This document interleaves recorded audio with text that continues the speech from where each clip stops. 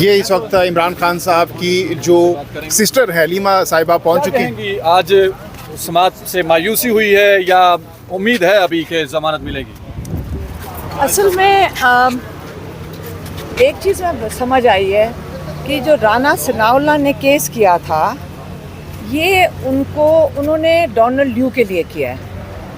यह बगौर से सुनने वाली बात है, क्योंकि जो आज हमने समाअत सुनी है उसमें यह समझ आई है कि जो सीक्रेसी एक्ट है वो ये है कि जब अपने आप मुल्क की किसी सीक्रेट को बाहर दो। हाँ, ये तो उलट हिसाब है। ये तो डोनाल्ड ल्यू के लिए राना सनाउल्लाह ने केस किया है कि जो मैसेज डोनाल्ड ल्यू ने बाजवा साहब के लिए भेजा था, ये मैं अपना एनालिसिस बता रही हूँ, ये टेक्निकल नहीं है। असल में यही बात है कि जो मैसेज उन्होंने बाजवा साहब के लिए भेजा था, इमरान खान प्राइम मिनिस्टर ने अपने लोगों को क्यों बता दिया? अब इमरान खान का जो उन्होंने अहद किया था, जो उन्होंने ओथ लिया था, उसके मुताबिक उनकी ये ड्यूटी बनती है कि वो अपने लोगों को बताएं अगर कोई साजिश हो। तो ये आज इमरान खान 2 महीने से इसलिए जेल में बैठे हैं क्योंकि उसने अपने लोगों से मुखलसी दिखाई, उसने उनको साजिश के बारे में बताया। साइफर नहीं उन्होंने बताया, उन्होंने उसके कई पॉइंट्स अपने लोगों के तक पहुंचाए। और आज इमरान खान इस वजह से 2 महीने से जेल में बैठे हुए।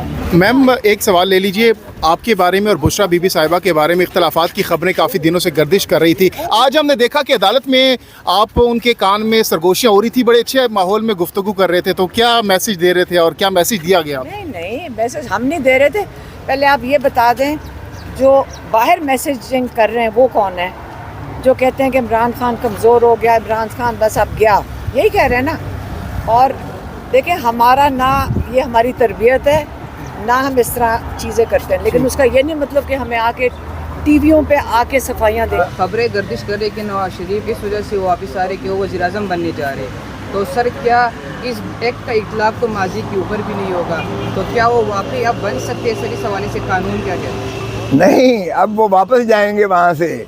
ये सैफुर रहमान को कतर से मिलकर ये आप देखें कि कोई ना कोई जैसे कतरी ख़त ऊपर से नमूदार हुआ था, अब भी कोई ऐसी चीज़ नमूदार होगी जिससे उनके प्लेटलेट्स जो हैं फिर गिर जाएंगे और फिर डॉक्टर साहब उन्हें कहेंगे कि आपको अभी इलाज की मज़ीद ज़रूरत है, और ये बड़े तुज़ को एहतशाम के साथ फिर वापस चले जाएंगे, क्योंकि ये उनकी सारी आस और उम्मीद पर जो है पानी फिर गया है। क्योंकि 8-7 की रेशो से, 1 वोट से सुप्रीम कोर्ट में ये उनका रास्ता बंद कर दिया है, क्योंकि उनके लिए अपील के रास्ते ख़त्म हो चुके।